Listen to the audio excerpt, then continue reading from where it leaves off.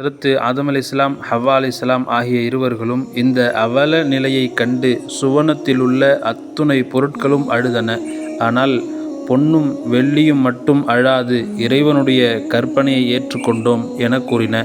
அது கேட்டு மகிழ்ந்த அல்லாஹு தஆலா, உங்கள் இருவருக்கும் ஆதத்தினுடைய மக்களை அடிமை கொள்ளும் வல்லமையையும் உலகத்திலுள்ள எல்லா பொருட்களையும் வாங்கக்கூடிய தகுதியையும் வழங்கினேன் என்று நன்மாராயம் சொன்னான். சரந்தீவிலுள்ள மலை உச்சியின் மீது ஹஜ்ரத் ஆதம் அலைஹிஸ்ஸலாம் அவர்கள் தலை குப்புற விழுந்து கிடந்தார்கள். கண்ணயர்ந்து தூங்கிய ஹஜ்ரத் ஆதம் அலைஹிஸ்ஸலாம் அவர்கள் பின்னர் கண்களை மெதுவாக திறந்து பார்த்தார்கள்.